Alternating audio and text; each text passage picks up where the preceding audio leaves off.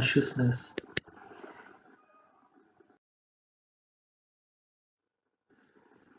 Sleep. अच्छा, most of us जो है वो ये समझते हैं कि जो स्लीप है वो एक ऐसा टाइम है जिसमें हम रिलैक्स करते हैं, या एक ऐसा पीसफुल टाइम है जिसमें हम गफलत की नींद सो जाते हैं और हमें अपनी इन्वायरमेंट का बिल्कुल भी कुछ पता नहीं होता और हम कोई एक्टिविटी नहीं करते। लेकिन अगर साइंटिफिकली देखा जाए और थ्रू मॉडर्न साइकोलॉजी या मॉडर्न डिवाइसेस को अगर हम यूज़ करें तो हम ये देख सकते हैं कि ड्यूरिंग स्लीप भी हमारा जो ब्रेन है स्पेशली वो एक्टिवेट होता है, ठीक है, और इलेक्ट्रिकल सिग्नल्स की जो एक्टिविटी है ब्रेन में वो कह लें कि जारी होती है ड्यूरिंग स्लीप भी, ठीक है। अच्छा, अगर हम उसको देखते हैं तो जो इलेक्ट्रिकल सिग्नल्स हैं उनका वेव लाइक पैटर्न होता है, ठीक है, और सिस्टमेटिकली जो है वो पैटर्न में चेंजेस आ रही होती हैं, ठीक है। और इसके अलावा जो हमारे कुछ मसल्स हैं उनमें भी एक्टिविटी देखी जा सकती है ड्यूरिंग स्लीप, स्पेशली जो हमारी आई है उसकी मूवमेंट भी होती है स्लीप के दौरान, ठीक है, उसको हम कहते हैं आई मूवमेंट, ठीक है। अच्छा, अब क्या है कि जो स्लीप है वो एक ऐसा टाइम है जिसमें हमारा जो ब्रेन है वो टोटली एट रेस्ट नहीं है, बल्कि ब्रेन जो है वो कुछ ना कुछ एक्टिविटी कर रहा है, कुछ ना कुछ फंक्शंस परफॉर्म कर रहा है, ठीक है।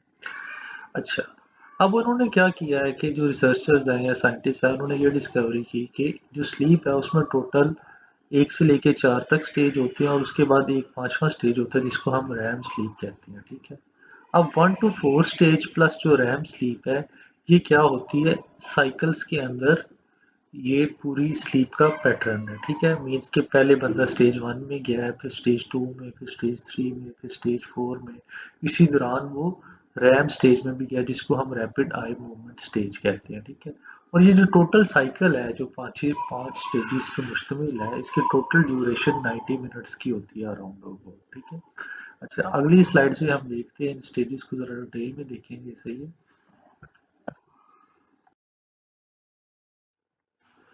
Depth of sleep.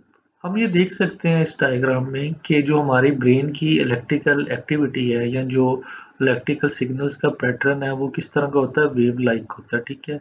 और ये जो वेव्स हैं इनकी फ्रिक्वेंसी जो है वो डिफरेंट है स्टेज 1 में, स्टेज 2 में, स्टेज 3 में और स्टेज 4 में, ठीक है। जब इंसान उठा होता है जो अवेकनिंग का स्टेज है उसमें ये जो वेव लाइक पैटर्न है इसकी फ्रिक्वेंसी ज़्यादा है, ठीक है। जैसे जैसे इंसान स्टेज 1 से स्टेज 2, स्टेज 3 और स्टेज 4 में जाता जाता है वैसे उसकी स्लीप जो है वो डीप हो जाती है, प्लस उसके जो इलेक्ट्रिकल सिग्नल्स की जो वेव लाइक पैटर्न है उसकी फ्रिक्वेंसी में भी कमी आ जाती है। इसके अलावा हम एक 5वें स्टेज को देख सकते हैं जिसको अलहदा से शो किया गया है डायग्राम में, उसको हम कहते हैं रैम स्लीप। उस स्टेज में जो एक्टिविटी है ब्रेन की that is equivalent to stage 1, जो आपकी एक्टिविटी है ब्रेन की उसके इक्विवेलेंट है, ठीक है। स्टेज 1, 2, 3, स्टेज 4 तक को हम नॉन रैम स्लीप कहते हैं और जो 5वां स्टेज है जो कि इन सबसे मुख्तलिफ है उसको हम रैम स्लीप कहते हैं, उसको रैम स्टेज कहते हैं, ठीक है। आप देख सकते हैं कि स्टेज 1 से लेके स्टेज 4 तक जो स्लीप है उसकी डेप्थ इंक्रीज हो रही है, ठीक है। स्टेज 1 में इंसान मीन्स के कम डीप स्लीप में है, स्टेज 2 में उससे ज़्यादा डीप स्लीप में है, स्टेज 3 में उससे ज़्यादा और स्टेज 4 में सबसे ज़्यादा डीप स्लीप में है। डीप स्लीप से ये मतलब है कि उसका जो अपनी इन्वायरमेंट है जिस एरिया में वो सोया है उसका उधर से कनेक्शन बिल्कुल ख़त्म हो चुका है और जिसको आप एक आम ज़ुबान में कहते हैं ना कि बड़ी गहरी नींद है। तो स्टेज 4 क्या है, एक गहरी नींद है, ठीक है। इसको हम आगे डिटेल में देखते हैं। Stages of sleep. देखिए, जब हम उठे होते हैं उसके बाद हम क्या करते हैं कि आहिस्ता आहिस्ता स्टेज 1 में एंटर होते हैं जब हम स्लीप की तरफ जाते हैं, ठीक है। तो वेकफुलनेस से जो हमारी ट्रांजिशन होती है स्लीप की तरफ वो बेसिकली इस पीरियड को हम स्टेज 1 भी कहते हैं, ठीक है। इसके अंदर जो इंसान का माइंड है उसके अंदर इमेजेस की फॉर्म में कह लें कि एक स्टोरी सी चल रही होती है, ठीक है। उसको ऐसे लगता है जैसे स्टिल इमेजेस जो है उसके माइंड में आ रहे हैं, ठीक है, ड्यूरिंग स्टेज 1, ठीक है। इसको हम ट्रू ड्रीमिंग ड्रीमिंग तो नहीं कहते, लेकिन ये है कि ये एक ट्रांजिशन का पीरियड होता है वेकफुलनेस से स्लीप की तरफ जाने के लिए, ठीक है। अच्छा, अब स्टेज 1 में क्या है कि हमें स्टिल फोटोज जैसे इमेजेस माइंड में आ रहे हैं, ठीक है, और हम नींद की तरफ जा रहे हैं, ठीक है। ट्रू जो नींद होती है जिसमें हम कह सकते हैं कि हम बिल्कुल थोड़े से गाफिल हो गए, वो स्टेज 2 होता है, ठीक है। स्टेज 2 में क्या है कि हमारी जो कह लें कि ब्रेन की एक्टिविटी है वो थोड़ी सी कम हो जाती है as compare to stage one. Stage one में अगर हम देखते हैं तो जो इलेक्ट्रिक सिग्नल्स हैं वो लो एम्पलीट्यूड ब्रेन वेव्स होती हैं, ठीक है, और उनकी फ्रिक्वेंसी बड़ी ज़्यादा होती है, ठीक है। स्टेज टू में वो फ्रिक्वेंसी थोड़ी सी आके कम हो जाती है। इसका मतलब है कि जो ब्रेन की एक्टिविटी है वो थोड़ी सी डिक्रीज हो जाती है स्टेज टू में आके, ठीक है। और इसको आप कह सकते हैं कि ये एक प्रॉपर स्लीप का स्टेज है, ठीक है। जो बंदे 20 ईयर्स के हैं या 20 की लाइन में है, उनका ही जो मोस्ट ऑफ द स्लीप का पीरियड होता है, तकरीबन हाफ पीरियड, वो स्टेज टू में आता है, ठीक है। अच्छा, अब इसमें क्या है कि जो वेव्स है ब्रेन की वो थोड़ी सी स्लोअर हो जाती हैं और उनका पैटर्न थोड़ा सा रेगुलर हो जाता है। ऑल दो कि वो थोड़ा सा रेगुलर हो जाता है, लेकिन उसके बाद में इंटरप्शन होती हैं जिसमें वो कि शार्पली पॉइंटेड वेव्स भी हम देख सकते हैं स्टेज के अंदर, ठीक है। अच्छा, स्टेज टू के बाद जो है इंसान वो ड्रिफ्ट करके स्टेज थ्री में चला जाता है और स्टेज थ्री से स्टेज फोर में चला जाता है, ठीक है। जैसे वो स्टेज थ्री में जाता है कि तो ब्रेन की जो वेव्स हैं वो ज़्यादा स्लोअर हो जाती हैं और उनकी पीक्स जो होती हैं वो हायर हो जाती हैं और वैल्यूज जो होती हैं वो लोअर हो जाती हैं, ठीक है। सो वेव पैटर्न और ज़्यादा आप इन सिंपल वर्ड्स कह सकते हैं कि स्लो हो गया, मीन्स का ब्रेन की एक्टिविटी और डिक्रीज कर गई है। उसके बाद स्टेज फोर आता है जिसमें कह लें कि जो वेव पैटर्न है, ठीक है, वो ज़्यादा इवन हो जाता है और स्लोअर हो जाता है, ठीक है, और मोर रेगुलर भी हो जाता है। और अब क्या है कि हम बिल्कुल गहरी नींद में है। स्टेज फोर का क्या मतलब है, स्टेज थ्री में भी गहरी नींद में, लेकिन स्टेज फोर में टोटली गहरी नींद पे। फॉर एग्जांपल अक्सर हम देखते हैं कि कई बार हम ऐसे स्लीप के स्टेज में होते हैं कि बाहर जो मर्जी हो रहा है, शोर हो रहा है, कोई हमें आवाज़ दे रहा है, तो हम बिल्कुल भी नहीं उठते, ठीक है, बिल्कुल भी रिस्पॉन्स नहीं करते आउटसाइड स्टिमुलस को। तो बेसिकली क्या होता है कि हम स्टेज फोर में होते हैं और हम लीस्ट रिस्पॉन्सिव हो जाते हैं अपनी जो एक्सटर्नल इन्वायरमेंट है उससे, क्योंकि हम बड़ी ज़्यादा डीप स्लीप में होते हैं।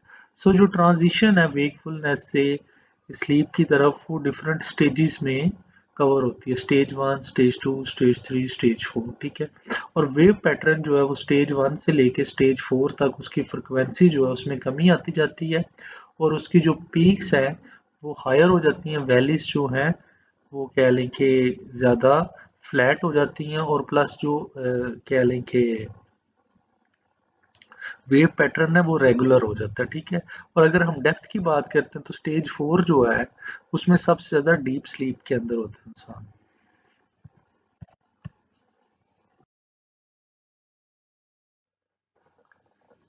Rapid eye movement, the paradox of sleep. अच्छा, अभी हमने पहले लास्ट स्लाइड में बात की स्टेज वन से लेके स्टेज फोर, ठीक है। स्टेज वन से लेके स्टेज फोर जो है वो नॉन रैम स्लीप है, ठीक है। अब एक डिफरेंट स्टेज भी है जिसको हमने डायग्राम में देखा था, उसको हम कहते हैं रैपिड आई मूवमेंट स्टेज, ठीक है। ये बड़ा ही यूनिक सा स्टेज है और बड़ा ही डिफरेंट सा स्टेज है, ठीक है। अच्छा, जब इंसान जो है स्टेज वन से स्टेज फोर के दरमियान मूव करता है तो फिर एक वो शैल्वर स्टेज में आ जाता है आप स्लीप, जिसको हम रैपिड आई मूवमेंट स्टेज भी कहते हैं। इसमें बड़ी कह लें कि एक डिफरेंट सी सिचुएशन हो जाती है, इंसान का हार्ट रेट इंक्रीज कर जाता है, ठीक है, उसकी जो ब्लड प्रेशर है वो राइज कर जाता है, ठीक है, हार्ट बीट जो है वो इरेगुलर हो जाती है, ब्रीथिंग जो है वो इंक्रीज हो जाती है। और इसको हम क्या कहते हैं, रैपिड आई मूवमेंट स्टेज, क्योंकि इस स्टेज में हम देखते हैं कि हमारी जो आई है वो उसका मसल मूव करता है, जस्ट लाइक जैसे नॉर्मल रूटीन में जागते हुए जब भी हम किसी चीज़ पे फोकस करते हैं तो हमारी आइज़ जो हैं वो मूव करती हैं, इसी तरह सोते हुए भी रैम स्लीप में हमारी आइज़ जो हैं वो मूव करती हैं। सेम वे में लाइक जब आप पिक्चर देख रहे हैं या किसी चीज़ को देख रहे होते हैं, कोई भी अपनी चीज़ इन्वायरमेंट में देख रहे हैं तो आपकी आइज़ के जो मसल्स हैं वो काम करते हैं, वो फोकस करते हैं चीज़ों को।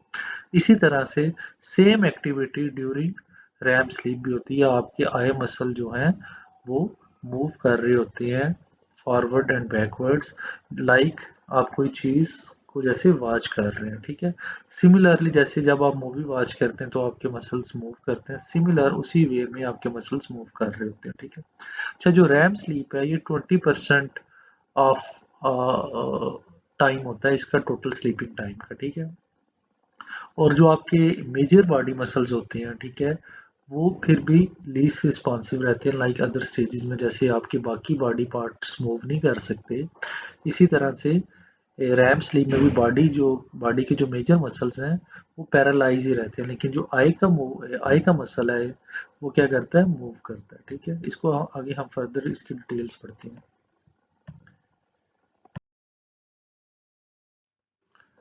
अच्छा, इसके अलावा जो रैम स्लीप है इसमें जो सबसे क्या लें इम्पॉर्टेंट चीज़ है दैट इज़ ड्रीम्स। जो हम ख्वाब देखते हैं और ऐसे ख्वाब जो हमें याद भी रहते हैं और बड़े क्लियर होते हैं, वो कौन से स्टेज में आते हैं, वो रैम स्लीप के स्टेज में आते हैं। ऑल्दो नॉन रैम स्लीप जो है स्टेज 1 से स्टेज 4, उसमें भी हम ड्रीम्स देख सकते हैं, लेकिन वो अमूमन हमें याद नहीं रहते। लेकिन वो ख्वाब जो हम रैम स्लीप में देखते हैं वो हमें याद रहते हैं, वो बड़े क्लियर होते हैं और हम उनको देख मीन्स के रिमेंबर रखते हैं। ठीक है, अब रैम स्लीप जो है वो हर इंडिविजुअल के लिए इम्पोर्टेंट है। ठीक है, अच्छा, ऐसे बंदे जो कि ख्वाब नहीं देखते या रैम स्लीप में नहीं जाते, उन पे क्या होता है कि उसके नेगेटिव असरात भी रहते हैं। ठीक है, अब ऐसे लोग जो कि डिप्राइव होते हैं रैम स्लीप पे और और वो उठ जाएं अगर ड्यूरिंग दैट स्टेज, तो हम फिजिकली ये साइंस दे सकते हैं कि वो उस स्टेज के इफेक्ट्स को शो करते हैं और दोबारा जब उनको सोने का मौका मिलता है तो दोबारा वो किस स्टेज में डायरेक्ट जाते हैं, रैम स्लीप के स्टेज में जाते हैं। अच्छा, अक्सर हमने देखा है कि कोई ख्वाब देखते हुए एकदम से अचानक अगर हम उठ जाएं और दोबारा फ़ौरन सो जाएँ तो दोबारा से हमें ख्वाब आने लग पड़ते हैं। सो क्या है कि जो रैम स्लीप है बायोलॉजिकली वो इम्पोर्टेंट है इंसान के लिए, और जैसे हमने पहले भी पढ़ा कि 20% जो हमारा स्लीपिंग टाइम है वो रैम स्लीप का होता है। सो ऑटोमेटिकली ऐसे बंदे जो कि रैम स्लीप से डिप्राइव होते हैं और उनको हम अगर बार-बार डिस्टर्ब करें और जब वो उठते हैं तो दोबारा उनकी बॉडी की नीड होती है या कोशिश करती है बॉडी कि दोबारा वो रैम स्लीप के स्टेज में जा सके और दोबारा से वो ड्रीम्स को देख सकें। ठीक है, क्योंकि इसका बायोलॉजिकल भी सिग्निफिकेंस है कि बॉडी जो है उसके अंदर ऐसे केमिकल्स पैदा होते हैं ड्यूरिंग रैम स्लीप जिससे जो बॉडी है प्लस जो ब्रेन है वो ज़्यादा रिलैक्स फील कर सकता है।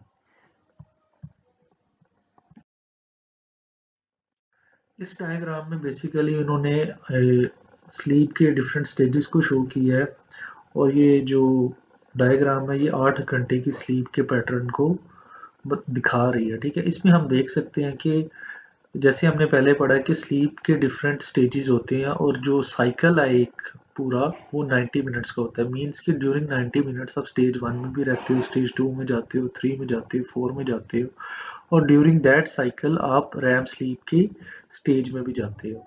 आप देख रहे हो कि जैसे ही हम स्टेज 1 में हैं, फिर 2 में, 3 में, 4 में, फिर हम स्टेज 1 की तरफ जब वापस आते हैं, तो फिर हम रैम स्टेज में जाते हैं। इस डायग्राम में जो ब्लू लाइन्स हैं, वो किसको शो कर रही हैं? जो ब्लू कह लें कि कलर है, बॉक्स है, वो किसको शो कर रहा है? वो रैम स्लीप को शो कर रहा है। ठीक है? हम देख सकते हैं कि ड्यूरिंग नाइट टाइम हम सेवरल स्टेजेस में मूव करती है हमारी जो स्लीप है और उन सेवरल स्टेजेस में फिर रैम स्लीप के भी स्टेजेस आते हैं। ठीक है?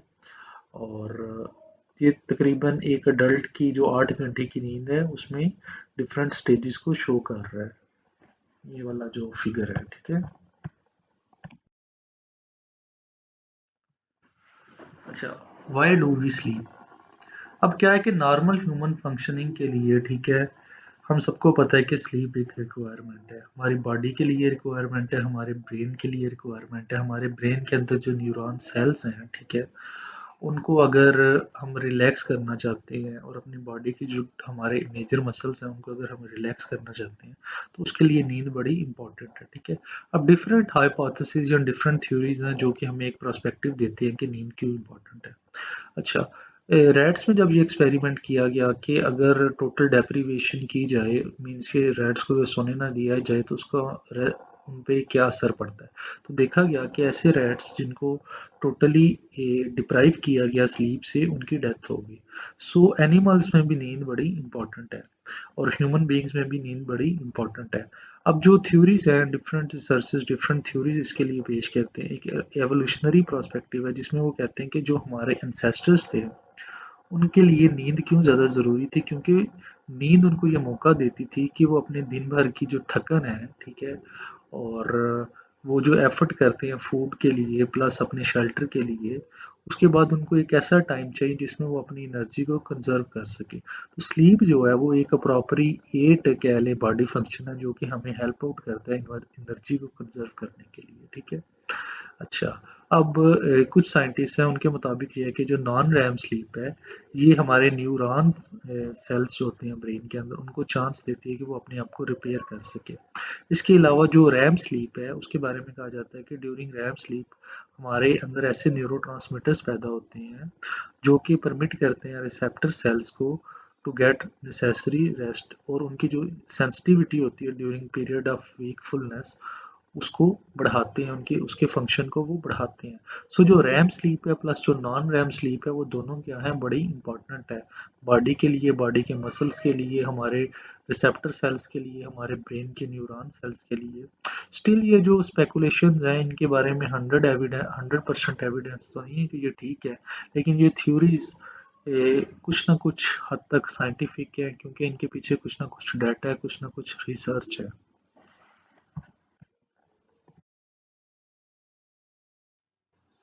अच्छा, अब क्वेश्चन ये है कि हमें कितना सोना चाहिए, कितनी नींद जो है वो एक नॉर्मल ह्यूमन बीइंग के लिए इनफ है। इसके ऊपर भी जो डाटा है वो कोई कंक्रीट तो नहीं है, लेकिन जो नॉर्मली बोला जाता है वो ये है कि 7 से 8 घंटे की नींद जो है वो लाज़मी लेनी चाहिए। क्योंकि अगर हम इतनी दिन में तकरीबन 7 से 8 घंटे सोएँगे, तो फिर हम प्रॉपरली हमारा जो ब्रेन है, बॉडी है वो रिलैक्स कर सकती है। ये भी देखा गया है कि जो कुछ लोग हैं वो सिर्फ 3 घंटे सोने के बाद भी रिलैक्स फील करते हैं, उनका ब्रेन जो है वो एक्टिव फील करता है। सो आप कह सकते हैं कि डिफरेंट बंदों की सोने की रिक्वायरमेंट डिफरेंट है। मे बी ये हमारे लाइफस्टाइल पे डिपेंड करता है, हमारे ईटिंग हैबिट्स पे डिपेंड करता है, और कल्चर्स पे डिपेंड करता है कि हमें कितना सोना है। लेकिन जो एक नॉर्मल रेंज है सोने की जो कि इनफ समझी जाती है, that is 7 to 8 hour of sleep, ठीक है। अच्छा, इसके अलावा रिसर्च ये शो करती है कि हम जो है अपने एंसेस्टर से ऑलमोस्ट 3 घंटे कम सोते हैं। मीन्स कि आज से जो 100 साल पहले हमारे एंसेस्टर्स थे वो हमसे 3 घंटे एवरेज ज़्यादा सोते थे। लाइक अगर हम 7 से 8 घंटे एवरेज सोते हैं तो वो 10 से 11 घंटे एवरेज सोते थे, ठीक है। उसके अलावा ये भी है कि विद एज भी हमारी जो स्लीप रिक्वायरमेंट है वो चेंज हो जाती है। बच्चे जो हैं वो अमूमन ज़्यादा सोते हैं, तकरीबन 12-12 घंटे, 14-14 घंटे सोते हैं। जो टीनेजर्स हैं वो भी ज़्यादा सोते हैं, उनकी कह लें कि स्लीप रिक्वायरमेंट भी ऑलमोस्ट 10 आवर्स होती है। जैसे जैसे हम ग्रो करते हैं और ओल्ड हो जाते हैं तो हमारी जो स्लीप रिक्वायरमेंट है वो कम हो जाती है, ठीक है। लाइक अब जो 60 ईयर्स 70 ईयर्स ओल्ड बंदे हैं वो दिन रात में मिला के तकरीबन 4 से 5 घंटे सिर्फ सोते हैं, और उनको नींद प्रॉपर नींद भी नहीं आती। सो जैसे जैसे हम एज करते हैं तो वैसे हमारी जो स्लीप की रिक्वायरमेंट है वो भी कम हो जाती है, ठीक है।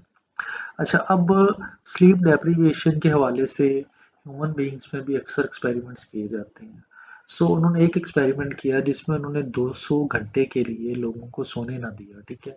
जब उन्होंने ऐसे लोगों की ब्रेन की परफॉर्मेंस को प्लस उनकी फिजिकल परफॉर्मेंस को बाद में मेजर किया, तो उन्होंने देखा कि ऐसे बंदे अपने टास्क पे ठीक से परफॉर्मेंस नहीं दे पा रहे थे, वो लॉजिकल थिंकिंग नहीं कर पा रहे थे, वो क्रिटिकल थिंकिंग नहीं कर पा रहे थे। आप कह सकते हैं कि जब हमारा जो माइंड है या ब्रेन है वो प्रॉपर वे में उसने रेस्ट ना किया हो, हमने प्रॉपर वे में स्लीप ना ली हो, तो हमारी जो फिजिकल एक्टिविटी है प्लस हमारी जो थिंकिंग की एबिलिटीज़ हैं प्लस लॉजिकल थिंकिंग की एबिलिटीज़ हैं या क्रिएटिविटी की जो हमारे अंदर एबिलिटीज़ हैं वो सारी क्या हो जाती हैं, कम हो जाती हैं, ठीक है। सो जो नींद है, ये थ्योरी की जो नींद है वो हमारे ब्रेन सेल्स को रिलैक्स करने में मदद देती है और उनको रीजनरेट या रिपेयर करने में हेल्प करती है, वो ट्रू है। क्योंकि एक्सपेरिमेंट शो करते हैं कि ऐसे लोग जो कि प्रॉपर स्लीप नहीं ले पाते या डिप्राइव्ड रहते हैं, उनकी ब्रेन एक्टिविटी जो है वो कह लें कि कम हो जाती है और उनके अंदर लॉजिकल थिंकिंग या किसी काम पे कंसंट्रेट करना या सोचने की एबिलिटी भी क्या है, कम हो जाती है। जब वो लोग एक्सपेरिमेंट में जो कि जिनको 200 घंटे सोने नहीं दिया गया था, जब उनको प्रॉपर सोने का मौका दिया गया और उसके बाद जब उनकी ब्रेन एक्टिविटी को मेजर किया गया या उनकी क्रिएटिविटी को मेजर किया गया या उनकी थिंकिंग एबिलिटी को मेजर किया गया तो वो वापस आ चुकी थी। सो इससे हमें पता लगता है कि जो स्लीप है ये बड़ी इंपॉर्टेंट है ब्रेन के फंक्शन के लिए। और जो एक नॉर्मल स्लीप है वो हम सब ह्यूमन बींग्स को लेनी चाहिए। अच्छा, ड्यूरिंग स्लीप जो सबसे एक मेन इवेंट अगर होता है दैट इज ड्रीमिंग। ठीक है, स्लीप के दौरान मोस्टली लोग जो है वो ड्रीम करते हैं।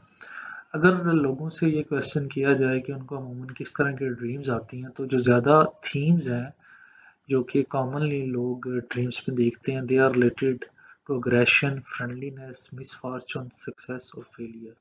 ठीक है, अब ये जो टेबल है ये हमें बता रहा है कि मेल्स जो हैं वो कितने परसेंट इन इवेंट्स की ड्रीम देखते हैं एज कम्पेयर टू फीमेल्स। अच्छा, जो अग्रेशन है उसके रिलेटेड जो मेल हैं they mostly see 47% of their dreams are related to aggression. और जो फीमेल्स हैं उनकी परसेंटेज थोड़ी सी कम है, वो 44% अग्रेशन के रिलेटेड ड्रीम्स देखती हैं। फ्रेंडलीनेस की बात की जाए तो मेल 38% है, फीमेल 42% है। मिस फॉर्चून की बात की जाए तो मेल 36% ड्रीम्स देखते हैं मिस फॉर्चून के रिलेटेड, फीमेल 33%। सक्सेस के रिलेटेड मेल्स 15% जबकि फीमेल 8%। और फेलियर के रिलेटेड मेल 15% और फीमेल्स 10%। सो ये सर्वे है जो कि किया गया था कि लोगों को ज़्यादा ड्रीम्स किस तरह की आती हैं।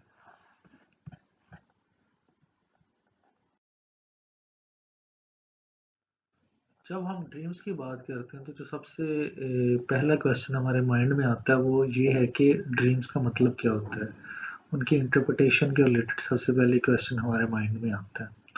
अच्छा, अक्सर जो लोग एकेडेमिया से रिलेटेड हैं या जो स्टूडेंट्स होते हैं वो ड्रीम देखते हैं कि उनका एग्ज़ाम है और एग्ज़ाम में उनके पास टाइम शॉर्ट है और वो अपने क्वेश्चन अटेम्प्ट नहीं कर सके। और जो एग्जामिनर है वो उनको बार बार कह रहा है कि पेपर दे दो। तो क्या है कि बेसिकली ऐसी ड्रीम जो है वो किसको शो करती है, फियर एंड पैनिक को शो करती है। और ऐसा फियर जो कि मोस्टली स्टूडेंट्स जो हैं वो अपनी स्टूडेंट लाइफ में इस चीज़ को कह लें कि फेस करते हैं। सो हम कह सकते हैं कि जो ड्रीम्स हैं बेसिकली वो हमारे फियर्स को भी रिप्रेजेंट करते हैं। इसलिए अगर मोस्टली लोगों से पूछा जाए या उनको कहा जाए कि आप अपने ड्रीम्स का रिकॉर्ड रखें, तकरीबन 50% लोग जो हैं उनका आंसर ये होगा कि वो कोई ना कोई नाइटमेयर उन्होंने ज़रूर देखा ड्यूरिंग दैट टाइम पीरियड। सो जो कह सकते हैं कि एक कॉमन थीम है ड्रीम्स के अंदर जो आने वाला है दैट इज़ फियर या पैनिक। ठीक है, और मोस्टली हम में से जितने लोग जो कि ख्वाब देखते हैं उनको कभी ना कभी ऐसे ख्वाब ज़रूर आते हैं जो कि पैनिक से रिलेटेड होते हैं या फियर से रिलेटेड होते हैं। सो एक जो कॉमन ड्रीम्स हैं वो क्या है, वो फियर के रिलेटेड है और पैनिक के रिलेटेड है। और स्पेशली जो स्टूडेंट्स होते हैं, यूनिवर्सिटी स्टूडेंट्स होते हैं, उनको तो ये ड्रीम्स काफ़ी कॉमन आती हैं। अगर हम पूरे साल की एवरेज की बात करें तो एक साल में एक इंसान अमूमन 24 नाइटमेयर्स देखता है। ठीक है, और 70 साल की उम्र तक एक बंदा जो है उसको ऑन एवरेज 1.5 लाख तक ड्रीम्स आती हैं। अब ड्रीम्स में मोस्टली क्या होता है कि हम अपने जो कॉमन डे की एक्टिविटीज़ होती हैं उसके ही रिलेटेड मोस्टली ड्रीम्स देखते हैं। स्टूडेंट्स जो हैं वो पेपर्स के रिलेटेड या यूनिवर्सिटी में लेक्चर के रिलेटेड ड्रीम्स देखते हैं। एक हाउस होल्ड मॉम है तो वो क्या देखेगी, वो सुपरमार्केट में शॉपिंग कर रही है, घर की ग्रोसरी कर रही है, इसके रिलेटेड ख्वाब देखेगा। जो प्रोफेसर है वो ख्वाब देखेगा कि वो स्टूडेंट्स को लेक्चर दे रहा है। जो डॉक्टर है वो मोस्टली ख्वाब ये देखेगा कि वो अपने पेशेंट्स को ट्रीट कर रहा है। कोई स्पोर्ट्समैन है तो वो अपने स्पोर्ट्स के रिलेटेड ज़्यादा ख्वाब देखेगा। सो हम कह सकते हैं कि जो ख्वाब होते हैं उनके मोस्टली थीम्स जो होते हैं वो हमारी जो डे लाइफ या डे रूटीन होती है उसके इर्द गिर्द ही घूमते फिरते हैं, या कुछ ऐसी विशेज़ होती हैं जो कि हम फुलफिल करना चाहते हैं। लाइक कोई बंदा वो अपने किसी बड़े ही मशहूर जो सेलिब्रिटी है उससे मिलना चाहता था, हो सकता है ख्वाब में उसको वो मशहूर सेलिब्रिटी आ जाए। कोई प्रेसिडेंट से अगर मिलना चाहता है या प्राइम मिनिस्टर से मिलना चाहता है तो हो सकता है उसके ख्वाब में प्रेसिडेंट या प्राइम मिनिस्टर आ जाए। सो जो ड्रीम्स के कॉमन थीम है वो हमारी डेली लाइफ के अराउंड ही घूमते फिरते हैं। ठीक है।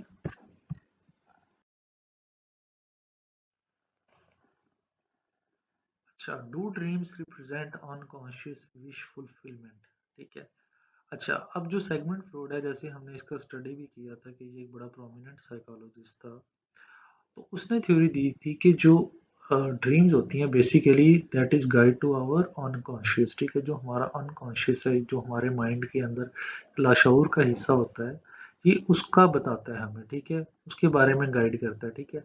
अब देखें, हर इंसान जो होता है उसकी बहुत सारी विशेज़ होती हैं, बहुत सारे फ़ियर्स होते हैं, जिसके बारे में इंसान सोचता तो रहता है, लेकिन क्या है कि कॉन्शियसली कभी उसके बारे में इतना इज़हार नहीं करता, कॉन्शियसली उसके बारे में इतना सोचता नहीं, लेकिन वो चीज़ें क्या है कि इंसान के लाशऊर के अंदर जमा हो जाती हैं या चली जाती हैं, ठीक है? मीन्स के लाशऊर समझ लें कि आप ऐसा आपके माइंड के अंदर बॉक्स है, जिसको आपने की से क्लोज़ कर दिया, ठीक है? और उसके बारे में आप ज़्यादा सोचते नहीं हैं, ठीक है? या ज़्यादा कॉन्शियसली उसके बारे में गौर-व-फ़िक्र नहीं करते। लेकिन सिगमंड फ्रॉइड कहता है कि जो ड्रीम्स होती हैं बेसिकली वो हमारे लाशऊर के अंदर वो चीज़ें जो कि हमने पैक करके ताला लगा के रख दी हैं, उनको रिफ्लेक्ट करती हैं और उनको शो करती हैं, ठीक है? अच्छा, वो कहता है कि जो हमारी विशेज़ होती हैं या जो हमारे फ़ियर्स होते हैं, ये बड़े थ्रेटनिंग होते हैं, ठीक है? मीन्स कि हम अपनी सारी विशेज़ को पूरा नहीं कर सकते और हमारे जो फ़ियर्स होते हैं, उनके बारे में भी हम ज़्यादा नहीं सोचते क्योंकि हम ज़्यादा सोचने से डिप्रेशन में चले जाते हैं। सो हम बड़े क्योंकि ह्यूमन बीइंग्स हैं, तो हम क्या करते हैं, उनको लाशऊर के अंदर बंद कर देते हैं, ठीक है? अब जो ड्रीम्स हैं, वो क्या करती हैं कि वो हमारी इन जो विशेज़ को जिनको हमने लॉक कर दिया, उनको रिफ्लेक्ट करती रहती हैं। अब वो जो बंदा ड्रीम करता है, बेसिकली उसकी जो ड्रीम है, उसके अंदर उसकी वो विशेज़ आ रही होती हैं, जिसको उसने दबा दिया होता है, ठीक है? प्लस ऐसे फ़ियर्स आते हैं उसके ड्रीम में, जिसको उसने दबा दिया होता है, ठीक है? अच्छा, अब क्या है कि सिगमंड फ्रॉइड कहता है कि जो ड्रीम के अंदर हमें कह लें कि स्टोरी लाइन चलती है या जो कह लें कि अपरेंट स्टोरी होती है, बेसिकली वो हमारी विश नहीं होती, बल्कि विश जो होती है हमारी वो छुपी होती है तह के अंदर, ठीक है? अगर हमने अपनी जो ड्रीम है उसके ट्रू मीनिंग को जानना है कि हमारी ट्रू विश क्या थी, तो फिर हमने ड्रीम के अंदर जो कह लें कि स्टोरी लाइन थी या जो पैटर्न था उसको नहीं देखना, बल्कि उस हमने डीपली स्टडी करना है, फिर जाके हमें पता चलेगा कि हमारे माइंड के अंदर जो विश थी वो क्या थी, प्लस जो फ़ियर था वो क्या था। कहता है कि जो अपरेंट स्टोरी होती है, जो हमें ड्रीम में आती है, वो भी डिस्गाइज़्ड होती है, वो भी ट्रू नहीं होती। वो उसके ऊपर भी कवर चढ़ा चढ़ा होता है, उसके ऊपर भी नकाब होता है, उसके ऊपर भी क्या होती है, तह होती है। उस तह के अंदर बेसिकली ट्रू मीनिंग होता है ड्रीम का, या जो हमारी ट्रू विश थी, उसका मतलब उसके अंदर छुपा होता है। अगर एक बंदा उसको ड्रीम आती है कि वो रनिंग कर रहा है अपने एक दोस्त के साथ, ठीक है? और वो बड़ी एफर्ट कर रहा है अपने दोस्त से जीतने की। सिगमंड फ्रॉइड कहेगा कि जो उसने रेस लगाई है या उसने रनिंग की है, इसका मतलब ये नहीं है कि वो अपने दोस्त से कम्पीट कर रहा है, उससे जीतना चाह रहा है, बल्कि इसका ट्रू मीनिंग ड्रीम का कुछ और होगा। और ट्रू मीनिंग को जानने के लिए बड़ा इम्पोर्टेंट है कि हम उस बंदे की डिफरेंट एस्पेक्ट ऑफ लाइफ को स्टडी करें, उसकी हिस्ट्री लें, फिर हमें पता चलेगा कि उसको जो एक ड्रीम आई है जिसकी स्टोरी ये थी कि वो रनिंग कर रहा है, उसका मतलब क्या है, ठीक है? सो जो कह लें कि सेगमेंट फ्लूइड है, उसकी ये थ्योरी बड़ी ही डिफरेंट सी और बड़ी कम्प्लेक्स सी थ्योरी है। अच्छा, फ्रूड ने ये बोला था कि जो सिंबल्स हैं, जो हमें स्टोरी आती है ड्रीम में, वो उसका ट्रू मीनिंग नहीं होता। इसलिए वो क्या करता था कि लोगों को उनके ड्रीम का ट्रू मीनिंग बताने के लिए उनसे क्या करता था, डिस्कशन करता था about their dreams, about their life, about important events in their life. जब वो इन सारी चीज़ों की स्टडी कर लेता था, तो फिर वो लोगों को उनकी ट्रू ड्रीम्स के मीनिंग का बताता था। अब कुछ ड्रीम्स ऐसी होती हैं जो कि यूनिवर्सल होती हैं, जो कि सब लोग देखते हैं, ठीक है? लाइक फ्यू कॉमन ड्रीम्स हैं, लाइक रनिंग करना, वॉक करना ड्रीम के अंदर, ठीक है? फ़ियर के रिलेटेड ड्रीम आना, हैप्पीनेस के रिलेटेड ड्रीम आना, ये क्या है, ऐसी कुछ कॉमन ड्रीम्स हैं, ठीक है? अब कुछ साइकोलॉजिस्ट जो हैं वो कहते हैं कि जो फ्रॉइड की ये जो थ्योरी है कि जो ड्रीम की स्टोरी लाइन होती है बेसिकली वो उसका मीनिंग नहीं होता, कुछ जो साइकोलॉजिस्ट हैं वो इस पॉइंट ऑफ व्यू से एग्री नहीं करते और इसको रिजेक्ट करते हैं।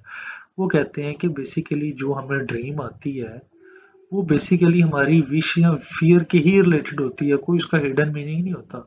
लाइक आपका 1 वीक के बाद टेस्ट है, तो हो सकता है आज आपको ड्रीम आने लग पड़े कि मैं टेस्ट देने जा रहा हूँ, ठीक है, और एग्जामिनेशन हॉल की ड्रीम्स आने लग पड़ेंगी, मैं एग्जामिनेशन हॉल में जा रहा हूँ, मेरी प्रेपरेशन के रिलेटेड ड्रीम्स आने लग पड़े आपको कि आपकी प्रेपरेशन ठीक नहीं है। सो वो कहते हैं कि कोई उसका हिडन मीनिंग नहीं है कि आपको एक ड्रीम आई है जिसमें आप टेस्ट दे रहे हैं, तो इसका मतलब यही हो सकता है कि आपका एक हफ्ते के बाद टेस्ट है और आप उसके बारे में कंसर्न्ड है, इसका कोई हिडन मीनिंग नहीं है। सो जो साइकोलॉजिस्ट फ्रॉइड की कह लें कि थ्योरी से एग्री नहीं करते, उनकी काउंटर आर्गुमेंट ये था कि जो ड्रीम्स है हमें वो डेली इवेंट्स के रिलेटेड आती हैं जो कि मोस्टली हमारी विशेस होती हैं या मोस्टली हमारे फियर्स होते हैं, और उन और वो जो सिंबल्स होते हैं ड्रीम में जो स्टोरी लाइन आती है उसका कोई हिडन मीनिंग नहीं है, जैसा कि फ्रॉइड ने कहा कि निजी जो ड्रीम्स आती हैं उनका हिडन मीनिंग होता है। तो उन्होंने कहा जी ऐसी कोई बात नहीं है, फ्रॉइड की ये जो थ्योरी है ये ठीक नहीं है। इन चीज़ों के अलावा हमें ये भी पता चलता है कि जब हम ड्रीम देखते हैं तो ड्रीम में जो चीज़ें हम देखते हैं वो हमारी एक्सटर्नल इन्वायरमेंट को भी रिप्रेजेंट करती है। इसके लिए जो रिसर्चर हैं उन्होंने एक एक्सपेरिमेंट किया और एक्सपेरिमेंट में उन्होंने ऐसा किया कि दो ग्रुप्स बनाए, ठीक है। एक ग्रुप था जो बंदों का, उसको उन्होंने सेपरेट किया दूसरे ग्रुप के साथ, और दूसरे ग्रुप जो था बंदों का, जब वो सो रहे थे उनके ऊपर क्या किया गया कि वाटर स्प्रिंकल किया गया, ठीक है। उनको एक्सटर्नल स्टिमुलस दिया गया जिसमें उनके ऊपर पानी जो है वो फेंका गया, ठीक है। अब ऐसे बंदे जिनके ऊपर पानी फेंका गया था जब वो उठे तो उनको उनसे उनकी ड्रीम के बारे में जब इंक्वायर किया तो कह लें कि काफ़ी लोगों ने ये बोला कि उनको वाटर के रिलेटेड ड्रीम आई है, लाइक उनकी ख्वाब में रेन आई है या पानी आया है, ठीक है। तो इससे पता चलता है कि जो ड्रीमर होता है वो फुली जो है वो बिल्कुल गाफिल नहीं होता बल्कि अपनी इन्वायरमेंट के साथ भी कनेक्टेड होता है ड्यूरिंग अ ड्रीम, ठीक है।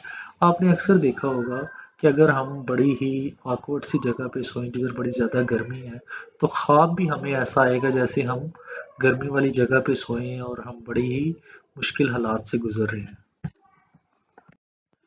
इसी वजह से अक्सर हम देखते हैं कि ख्वाब के अंदर हमें डोरबेल की आवाज़ आती है और जब हम उठते हैं तो असल में भी डोरबेल बज रही होती है, या ख्वाब के अंदर हमें फ़ोन की रिंग की आवाज़ आती है और जब हम उठते हैं तो फ़ोन भी रिंग कर रहा होता है।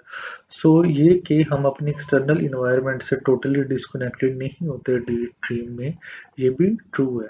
अच्छा, इसके अलावा रिसर्चर्स ने ये देखा कि जब हम सोते हैं तो हमारा जो ब्रेन का लिम्बिक रीजन है जो कि ज़्यादातर एसोसिएटेड है इमोशंस और फीलिंग के साथ, वो ज़्यादा एक्टिव होता है, और ब्रेन का ऐसा रीजन जो कि थिंकिंग और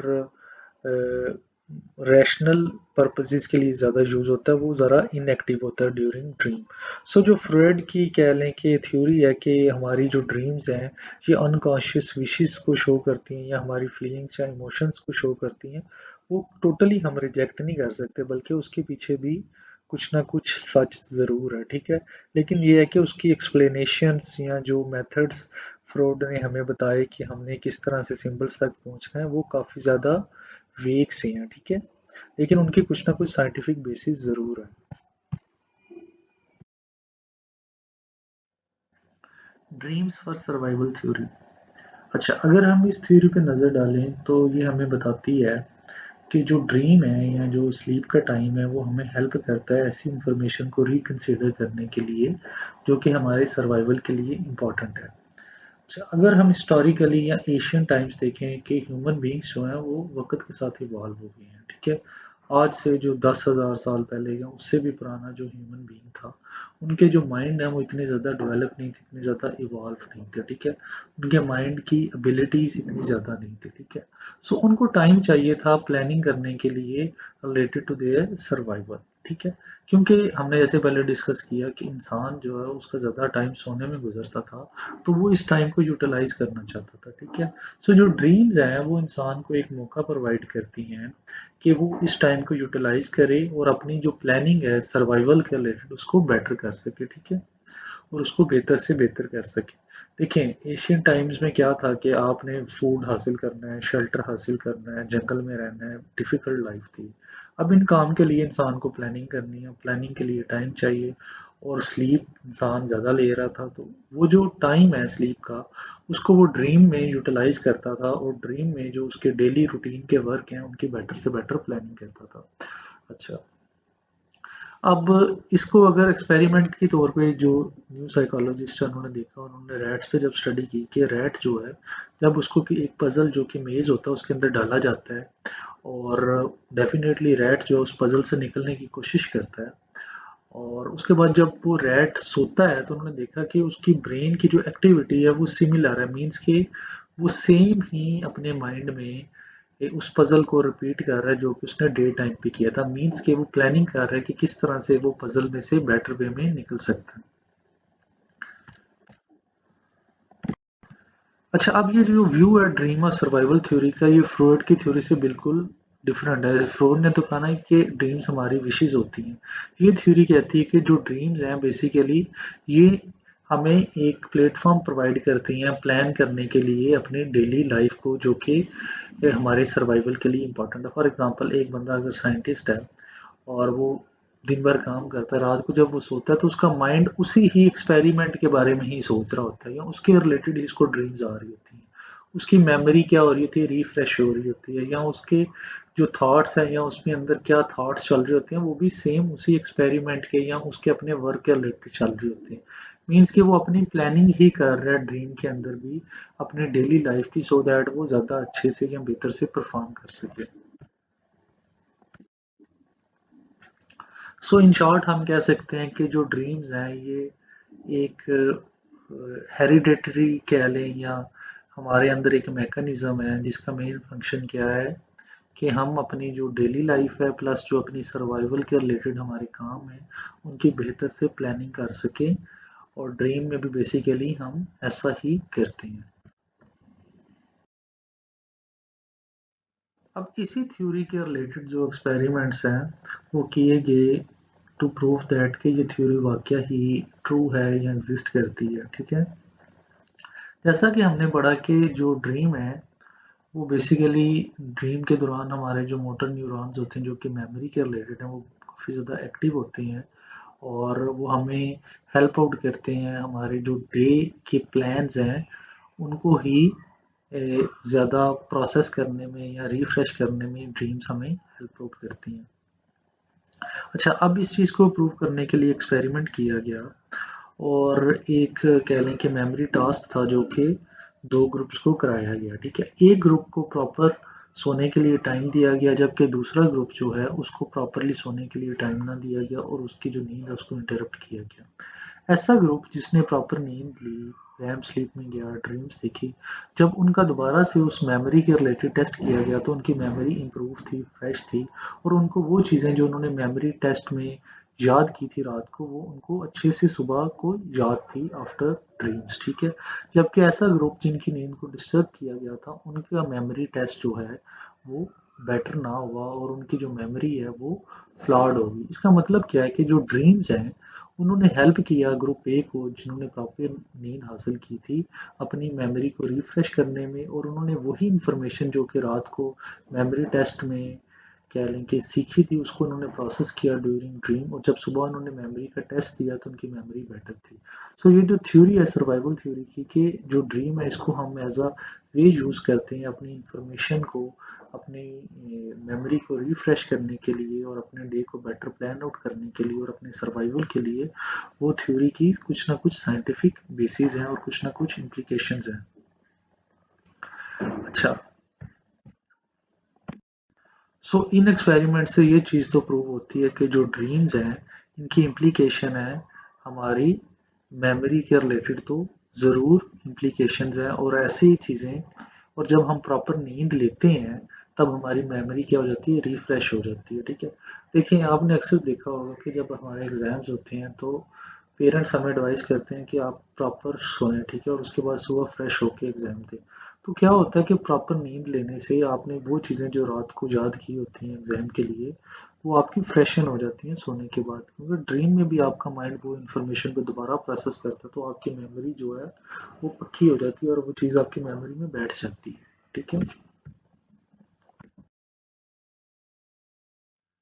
एक्टिवेशन सिंथेसिस थ्योरी, एलन हब्सन जो है उसने ये प्रपोज की थी activation synthesis theory.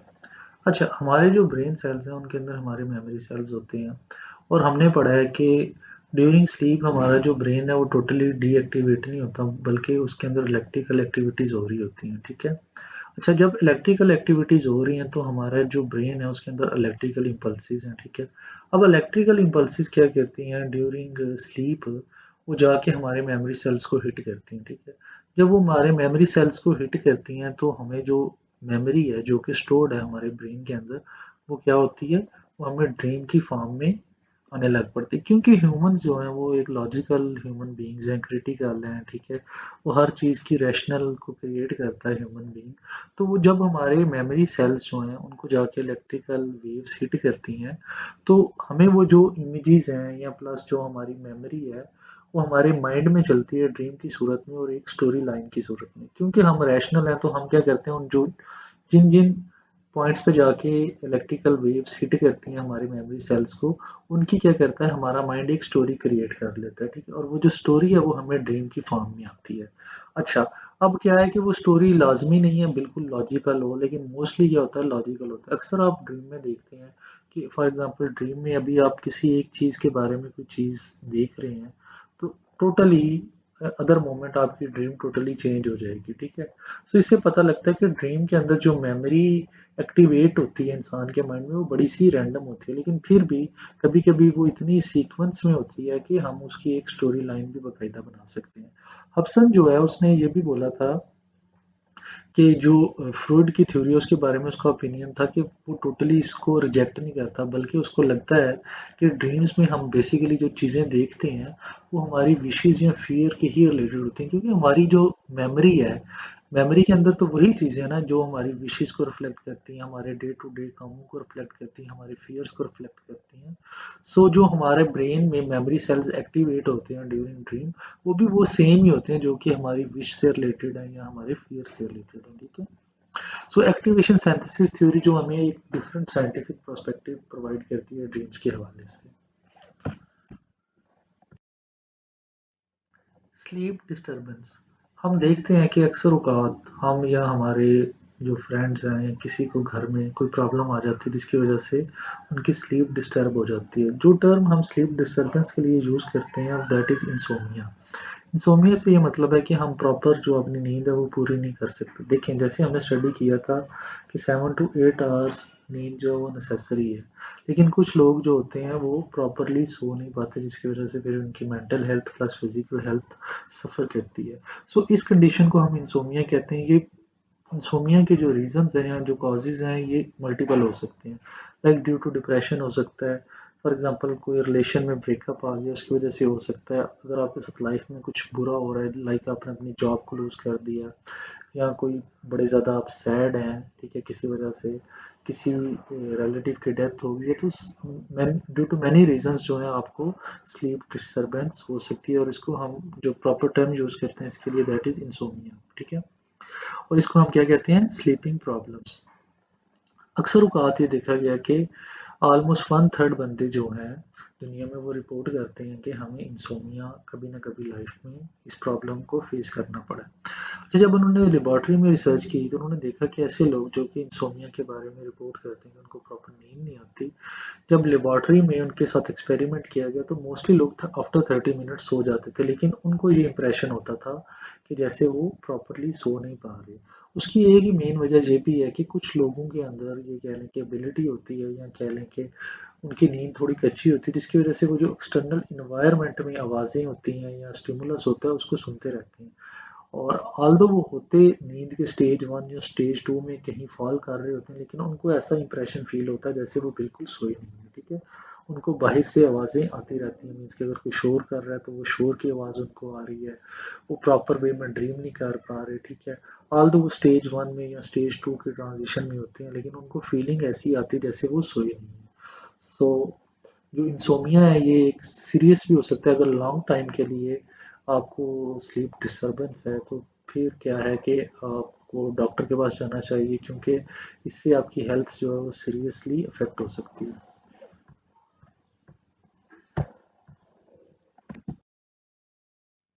Day dreams, देखिए, एक तो ड्रीम्स है जो कि हम रात को सोते वक्त देखते हैं, और एक सेकंड टर्म है जो हम यूज़ करते हैं डे ड्रीम्स।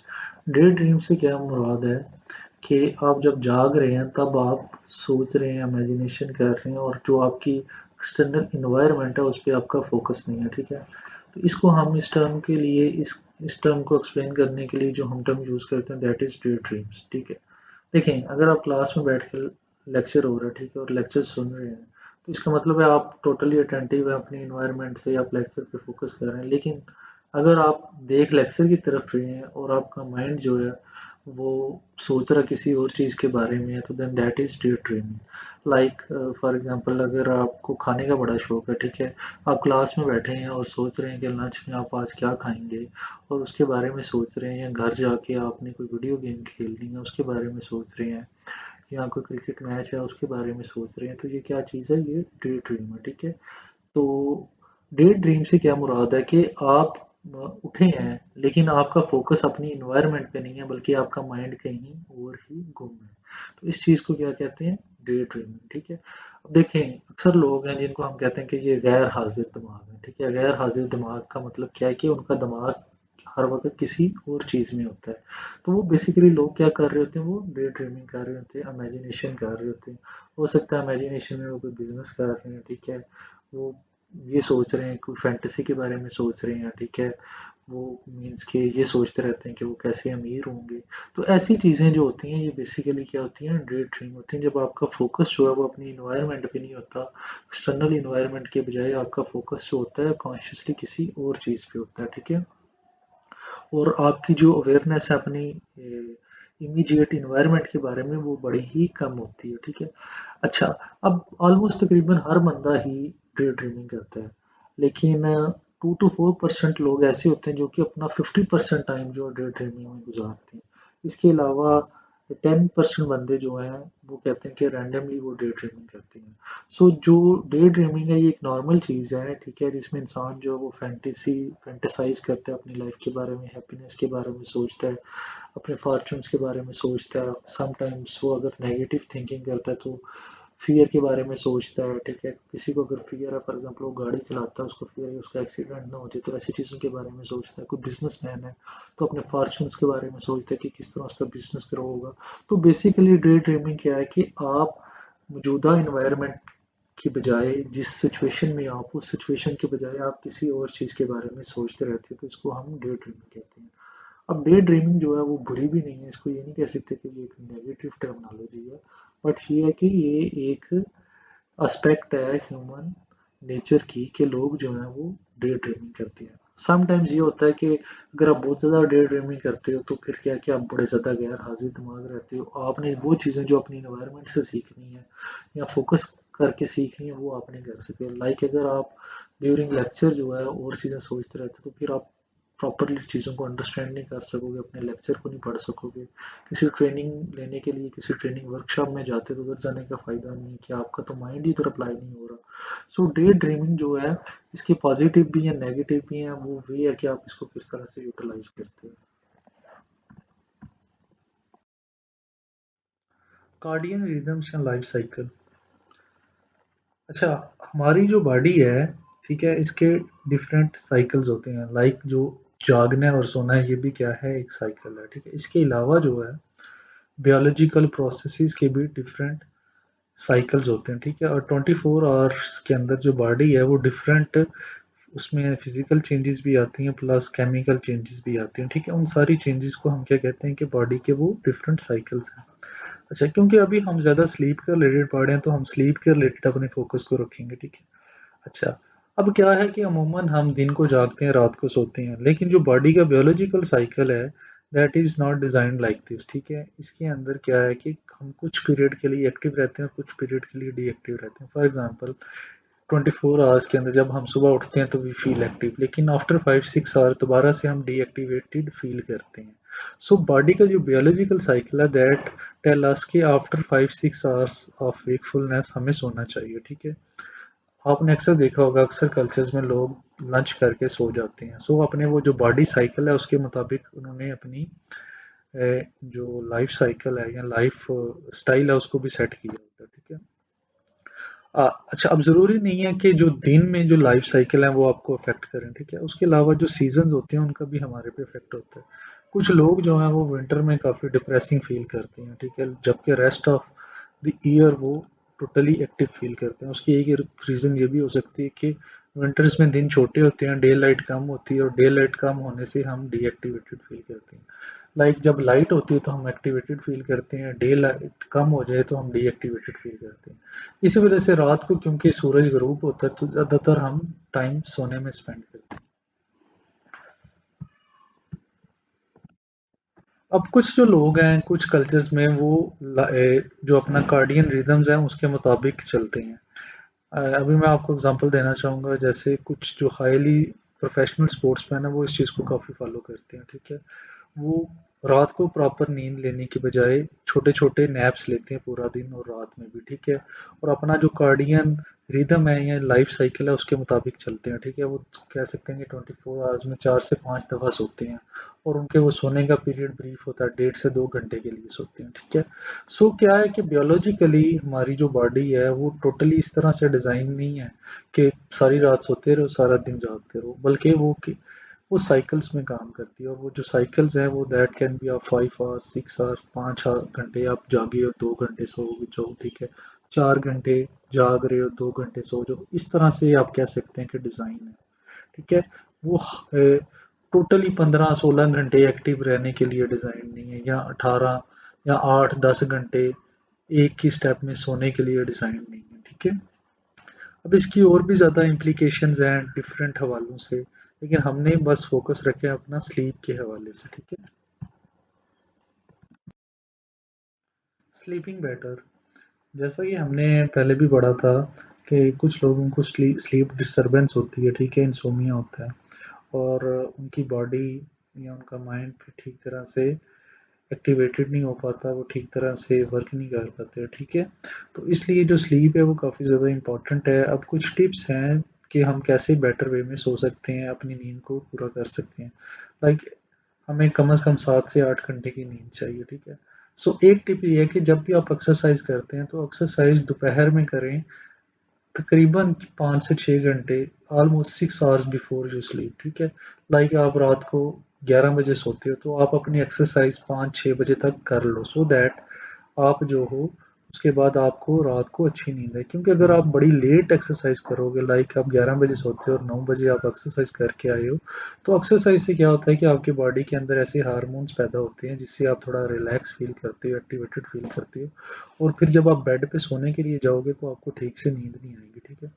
उसके अलावा एक बेटर वे ये है कि आप जब रात को सोते हो उससे पहले नैप्स ना लो, ठीक है। अगर आप उससे पहले थोड़ी देर सोओगे तो फिर आप दोबारा एक्टिवेटेड फील करोगे और आपको बेड टाइम पे नींद नहीं आएगी, ठीक है। उसके अलावा इम्पॉर्टेंट है कि आप रेगुलर बेड टाइम के साथ स्टिक करो, क्योंकि जो बॉडी है, जैसे हमने कहा कि साइकिल्स में काम करती है, तो आपकी जो बॉडी है वो आपकी टाइमिंग के साथ चलती है, ठीक है। अगर आप एक हैबिट बना लेते हो कि आपने 11 बजे सोना है, 11 बजे आपने बेड पे जाना है, तो आपकी बॉडी के जो डिफरेंट सेल्स हैं, मसल्स हैं, वो भी अपनी रूटीन उस तरह से सेट कर लेते हैं और फिर आपके लिए ईजी होता है सोना, ठीक है। इसके अलावा जो बिवरेजेस होती हैं, लाइक कॉफ़ी है, टी है, या कोल्ड ड्रिंक्स है, सॉफ्ट ड्रिंक्स हैं, इनके अंदर मोस्टली ऐसे केमिकल्स होते हैं जैसे कैफीन है जो कि आपको एक्टिवेट कर देते हैं। सो अगर आप ये चीज़ें यूज़ करते हो तो मेक श्योर करो कि डिनर में तो बिल्कुल भी ना यूज़ करो, ठीक है। लंच टाइम में अगर आप कर लोगे तो उससे कोई इतना मसला नहीं है, ठीक है, क्योंकि अगर आप डिनर में इन चीज़ों को यूज़ करोगे तो आपका माइंड एक्टिवेटेड हो जाएगा और फिर आपको प्रॉपर नींद नहीं आएगी, ठीक है। फिर रिसर्च ये भी शो करती है कि सोने से पहले अगर आप दूध पीते हो तो उससे क्या है कि आपको बेटर नींद आती है, क्योंकि दूध पीने से एक आपके अंदर केमिकल रिलीज होता है जो कि आपको स्लीप में हेल्प करता है। इसके अलावा आपको ओकेजनली स्लीपिंग पिल्स नहीं लेनी चाहिए। अगर कोई बहुत ज़्यादा सीरियस प्रॉब्लम है तो डॉक्टर की रिकमेंडेशन पे आप स्लीपिंग पिल्स ले सकते हैं, लेकिन अगर आप खुद से ओकेजनली स्लीपिंग पिल्स लेने लग पड़ो तो फिर आपकी जो बॉडी का साइकिल है वो डिस्टर्ब हो जाता है, और फिर क्या है कि आपको डिपेंडेंट हो जाते हो आप स्लीपिंग पिल्स पे, और फिर आपको उनके बगैर नींद नहीं आती, ठीक है। इसके अलावा ये भी है कि अगर आप सोने के लिए गए हैं बेड पे और आपको नींद नहीं आ रही, तो बेटर स्ट्रेटजी ये है कि फिर आप 10 से 15 मिनट कोशिश करो, नहीं नींद आती तो फिर आप अपने आप को दूसरी एक्टिविटीज़ में इन्वॉल्व कर लो। दोबारा जब आप ज़रा टायर्ड फील करो तब बेड पे हो, क्योंकि अगर आप बेड पे चले ही हो, 10-15 मिनट नींद नहीं आई, तो फिर मुश्किल है कि आपको जल्दी नींद है। फिर अक्सर क्या होता है कि आप डे ड्रीमिंग की तरफ जाते हैं, ओवर थिंकिंग की तरफ चले जाते हैं, दूसरी चीज़ें सोचते रहते हैं, और वो क्या क्या आपकी नींद बिल्कुल ही फिर अवेपोरेट हो जाती है। सो ये थोड़ी सी छोटी सी स्ट्रेटेजीज हैं जिससे आप बेटर सो सकते हैं, ठीक है। और ऐसे लोग जिनको इंसोम्निया की प्रॉब्लम है उनको तो ये ज़रूर फॉलो करना चाहिए इसका जो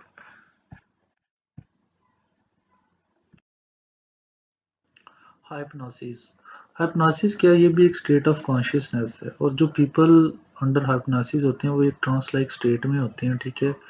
and they are highly susceptible to the suggestions of other. देखें, आपने सुना होगा कि अक्सर टर्म सुनी होगी हिप्नोटाइज करना। हिप्नोटाइज क्या होता है कि कोई दूसरा बंदा through his abilities to hypnotise you, वो क्या करता है कि आपको ऐसे कंट्रोल कर लेता है कि आप उसके सजेशंस को मानने लग पड़ते हैं, जो उसकी राय होती है उसको मानने लग पड़ते हैं। आपके अंदर जो एबिलिटी होती है एक दूसरे को आर्ग्यू करने की या कॉन्ट्राडिक्ट करने की, वो क्या हो जाती है? ख़त्म हो जाती है। अच्छा, डिस्पाइट कि आप हिप्नाटाइज हो, इसका मतलब ये नहीं है कि आप टोटली अनअवेयर होते हो, ठीक है। और या बिल्कुल टोटली एंटी सोशल हो जाते हो, या किसी के कहने पे कोई बहुत ही गलत काम कर देती हो। बल्कि ये है कि हिप्नाटाइज होते हुए भी इंसान जो है वो अवेयर होता है कुछ ना कुछ लेवल तक अपनी इन्वायरमेंट पे। अब इस वजह से कि इंसान जो है वो कुछ ना कुछ अवेयर होता है, और उसकी जो स्टेट ऑफ कॉन्शियसनेस है वो ऑल्टर्ड ज़रूर होती है, ठीक है। वो ट्रांस लाइक सिचुएशन में ज़रूर होती है, लेकिन ऐसा नहीं है कि एक बंदा जो हिप्नाटाइज है वो बिल्कुल ही डिस्ट्रक्टिव बिहेवियर करने लग पड़े किसी दूसरे के कहने पे। वो कोई चोरी कर ले, वो कोई कह ले कि किसी को गोली मार दे किसी के कहने पे, ऐसा नहीं होता, ठीक है। और ये भी नहीं है कि जो बंदा हिप्नोटाइज है उससे आप कोई भी सच उगलवा लो, और ऐसा भी नहीं है कि वो बिल्कुल ऐसी सिचुएशन में है कि वो आपकी हर बात का आंसर ट्रूथफुली करे, वो लाई भी कर सकता है। सो आप कह सकते हो कि हिप्नोसिस जो है या किसी को हिप्नोटाइज करना, इसके लिए जो हिप्नोटाइज बंदा कर रहा है उसका भी स्पेशलिस्ट होना ज़रूरी है, और प्लस जो बंदा हिप्नोटाइज हो रहा है उसकी रजामंदी भी लाजमी है, ठीक है। और ये आप कह सकते हैं, हम नेक्स्ट स्लाइड में देखेंगे कि इसकी कह लें इम्प्लीकेशन किधर है, ये हिप्नोटाइज कौन सी जगहों पे ज़्यादा यूज़ किया जाता है। अच्छा, उसके बाद ये है कि 5 to 20% जो पॉपुलेशन है उनको तो आप बिल्कुल हिप्नोटाइज नहीं कर सकते, ठीक है।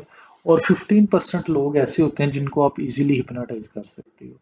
अब क्या है कि जो इंसान है उसके बिहेवियर पे डिपेंड करता है, या उसकी जो कुछ आदत होती है उन पे डिपेंड करता है कि उसको आप हिप्नोटाइज कर सकते हो कि नहीं। ऐसे लोग जो कोई भी काम करते हुए बड़े ज़्यादा ऑब्जर्व हो जाते हैं उस काम में, लाइक अगर आप बुक रीडिंग करते हो, आप बड़ा ज़्यादा उसमें ऑब्जर्व हो जाते हो और आपको कुछ भी एक अपनी इन्वायरमेंट की होश नहीं रहती, तो ऐसे लोग जो हैं वो जल्दी हिप्नोटाइज हो जाते हैं, ठीक है। और ऐसे लोग जो कि किसी चीज़ पे फोकस नहीं करते, ठीक है, जैसे बुक रीडिंग में ऑब्जर्व नहीं होते, ठीक है, उनको हिप्नोटाइज करना बड़ा मुश्किल होता है, ठीक है। सो हम कह सकते हैं कि ऐसे लोग जो कि बड़े फोकस के साथ काम करते हैं या किसी चीज़ डिफरेंट चीज़ों में ऑब्जर्व होकर काम करते हैं, उनको आप जल्दी हिप्नोटाइज कर सकते हो। और ऐसे लोग जो कि कंसंट्रेट नहीं करते या फोकस के साथ काम नहीं करते, जैसे बुक रीडिंग है तो उसपे उनका दिल नहीं लगता, या म्यूजिक अगर सुनते हैं तो गौर से नहीं सुनते, ऐसे लोगों को आप हिप्नोटाइज भी नहीं कर सकते। सो ये डिपेंड करता है कि आपकी जो ट्रेड्स हैं उसके मुताबिक ही, उस पे ही डिपेंड करता है कि आप हिप्नोटाइज हो सकते हो कि नहीं हो सकते, ठीक है। एप्लीकेशन ऑफ हिप्नोसिस, ठीक है। हिप्नोसिस का जो प्रोसेस है ये बेसिकली ज़्यादातर मेडिकल साइंस में भी, क्रिमिनोलॉजी में भी इसको यूज़ किया जाता है। एक इसकी कह लें एप्लीकेशन है कंट्रोलिंग पेन। ऐसे लोग जो कि जिनका ऑपरेशन होता है वो बड़े ज़्यादा पेन में होते हैं, आप उनको क्या करते हो, सजेशन देते हो कि जैसे उनकी पेन रिड्यूस हो गई है या ख़त्म हो गई है, उससे क्या है कि वो रिलीफ फील करते हैं, उनकी पेन को वो कम सेंस करते हैं या कम फील करते हैं, और उनके सिम्टम्स क्या हो जाते हैं, कम हो जाते हैं। इसी तरह से ऐसे लोग जो कि साइकोलॉजिकल डिसऑर्डर्स का शिकार होते हैं उनको आप ऐसे सजेशंस दे सकते हैं, लाइक आप उनको रिलैक्स करने के लिए या उनकी एंजाइटी रिड्यूस करने के लिए आप उनको कह लो कि ज़्यादा उनकी उनके अंदर जो कॉन्फिडेंस है उसको बूस्ट कर सकते हैं, उनकी एक्सपेक्टेशन ऑफ सक्सेस को इंक्रीज कर सकते हैं, उनके बिहेवियर को मॉडिफाई कर सकते हैं, उनके जो सेल्फ डिफीटिंग थॉट्स होते हैं अपने रिलेटेड उनको कम कर सकते हैं। सो आप हिप्नोसिस से पॉजिटिव काम कर सकते हैं, लाइक लोगों को सजेशंस दे सकते हैं, उनको उम्मीद दे सकते हैं और उनके अंदर जो नेगेटिव थिंकिंग है उसको कम कर सकते हैं।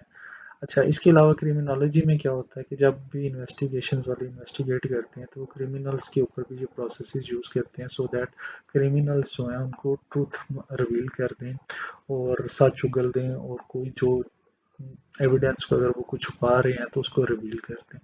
सो आप कह सकते हैं कि एप्लीकेशन ऑफ हिप्नोसिस जो है वो बड़ी वास्ट है, मेडिकल से लेके क्रिमिनोलॉजी तक इसको यूज़ किया जाता है। मेडिटेशन, ठीक है। मेडिटेशन का लफ्ज़ आपने अक्सर सुना होगा, ठीक है। अब हम देखते हैं डिटेल में कि ये होती क्या है, ठीक है। मेडिटेशन का जो मेन मकसद होता है वो होता है कि हमने अपनी जो स्टेट ऑफ कॉन्शियसनेस है उसको अल्टर करना, ठीक है। मोस्टली जो मेडिटेशन की स्टेट है उसको रीच करने के लिए डिफरेंट रिचुअल जो कि परफॉर्म की जाती हैं।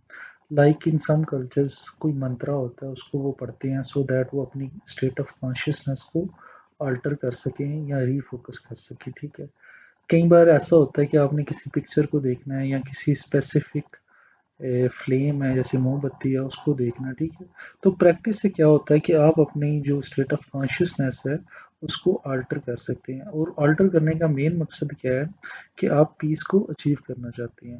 देखें, जो हमारी लाइफ है, ठीक है, उसके अंदर स्ट्रेस है, ठीक है, उसमें हमने डेली कुछ ना कुछ करना है, लोगों की एक्सपेक्टेशंस पे पूरा उतरना, ठीक है, हमारी अपनी विशेज़ हैं उनको पूरा करना है। सो क्या है कि हमें दिन में सारा दिन क्या है कि स्ट्रेस को फील करना पड़ता है, ठीक है। तो मेडिटेशन बेसिकली ऐसी स्टेट ऑफ कॉन्शियसनेस है जिसमें हमें पीस चाहिए, और हम जो अपनी हमारा जो कनेक्शन है अपनी आउटसाइड इन्वायरमेंट के साथ या हमारे अपनी लाइफ के साथ जो कनेक्शन है, ऐसी लाइफ जो कि स्ट्रेसफुल है, हम उससे एकदम कह लें कि बेगाना होना चाहते हैं। तो मेडिटेशन करने का मेन मकसद क्या है कि हम पीस की तलाश में अपनी जो लाइफ है, अपनी लाइफ की जो स्ट्रेस है उससे बेगाना होना चाहते हैं, ठीक है।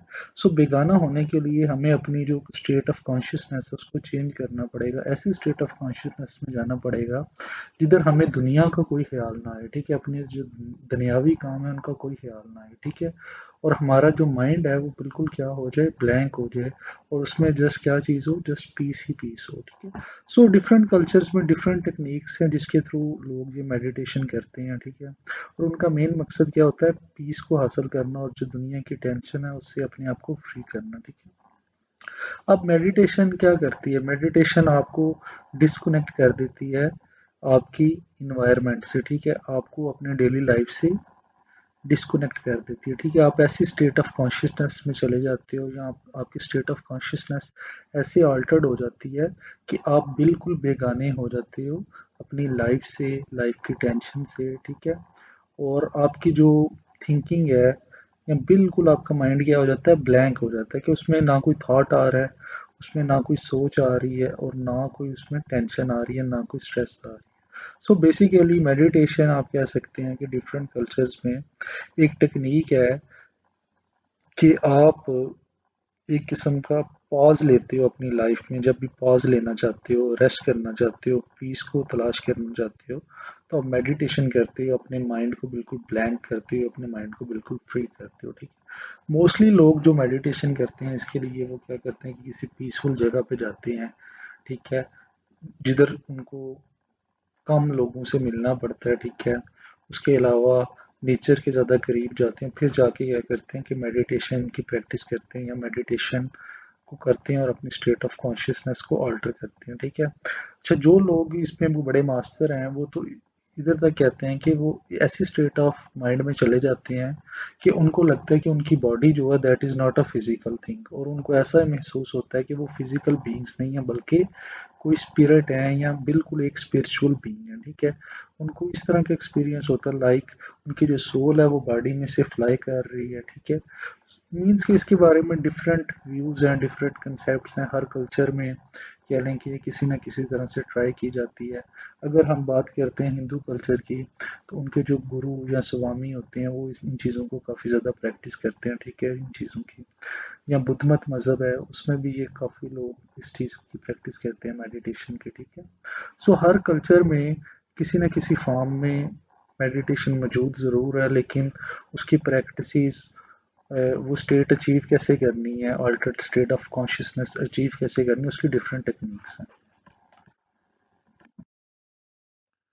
Drug use the highs and lows of consciousness. देखें, जो ड्रग्स होती हैं वो हमारी स्टेट ऑफ कॉन्शियसनेस को अल्टर कर सकती हैं। कुछ ड्रग्स ऐसी होती हैं जिससे हमारी स्टेट ऑफ कॉन्शियसनेस हाई हो जाती है, हम ज़्यादा अलर्ट हो जाते हैं, और कुछ ऐसी होती हैं जो कि हमारी स्टेट ऑफ कॉन्शियसनेस को बिल्कुल लो कर देती हैं। ठीक है, इनके अंदर साइको एक्टिव ड्रग्स आ जाता है, जो कि हमारी इमोशंस, परसेप्शन और बिहेवियर को चेंज करती हैं, ठीक है, या अल्टर करती हैं। अच्छा, इस ये जो कैटेगरी है साइको एक्टिव ड्रग्स की, ये बड़ी कॉमन है हमारी लाइफ में। देखें, जब आप चाय का कप पीते हो, कॉफ़ी पीते हो, या कोई कोल्ड ड्रिंक पीते हो, बियर पीते हो, ठीक है, इसमें क्या है कि साइको एक्टिव ड्रग्स होती हैं जो कि आपको एक्टिवेट करती हैं, आपके माइंड को एक्टिवेट करती हैं, ठीक है।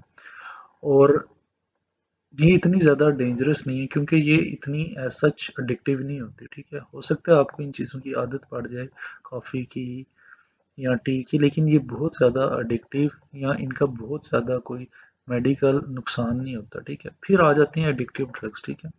एडिक्टिव ड्रग्स ऐसी ड्रग्स होती हैं जिन पे बायोलॉजिकली और फिजिकली या आपकी जो बॉडी है वो उन पे डिपेंडेंट हो जाती है, ठीक है। और जब आप इन ड्रग्स को छोड़ने की कोशिश करते हो तो आपको क्रेविंग्स होती हैं, ठीक है, आपकी जो माइंड की स्टेट है वो अल्टर हो जाती है, आपको इनकी तलब होती है, ठीक है। और बड़ा मुश्किल होता है ऐसा बंदा जो कि एडिक्टिव ड्रग्स का आदी हो जाता है, उसके लिए ये ड्रग्स छोड़ना बड़ा ही ज़्यादा मुश्किल हो जाता है। इसी वजह से आप देखते हो कि वो बंदे जो कि एडिक्टिव होते हैं ड्रग्स के, उनको ये आदत छुड़वाने के लिए अक्सर रिहैब सेंटर्स बने हैं, और प्रॉपर डॉक्टर्स, नर्सेस, उधर पैरामेडिकल स्टाफ होता है जो कि ऐसे पेशेंट्स को हेल्प करता है कि वो ऐसे ड्रग्स को छोड़ सकें, क्योंकि इनको छोड़ना बड़ा मुश्किल है। एक तो मेंटली बड़ा टफ होता है आपके लिए इन चीज़ों को छोड़ना, दूसरा आपकी जो बॉडी होती है उसको भी इन चीज़ों की आदत पड़ जाती है, और आपकी जो even mental plus physical health है वो भी अफेक्ट होने लग पड़ती है, ठीक है। और आपको विड्रॉल सिम्टम्स आते हैं जिसकी वजह से एक जो पेशेंट है उसके लिए इन चीज़ों को छोड़ना बड़ा ही मुश्किल होता है। अच्छा।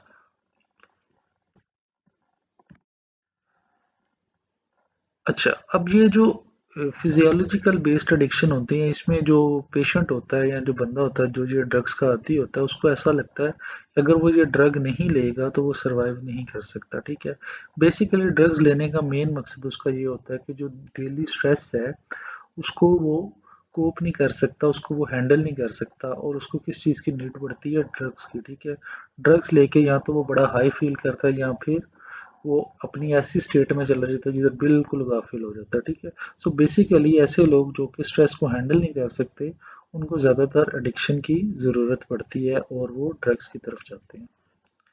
अच्छा, मोस्टली हम समझते हैं कि जो हीरोइन है या ए, इस तरह की जो डिफरेंट ड्रग्स हैं, कोकेन वगैरह, ये एडिक्टिव हैं, लेकिन हमने जैसे पहले भी बात की कि जो सिगरेट है या इवन कॉफ़ी के अंदर जो डिफरेंट एनिमल्स डिफरेंट केमिकल्स पाए जाते हैं लाइक कैफीन, वो भी एडिक्टिव नेचर की होती हैं।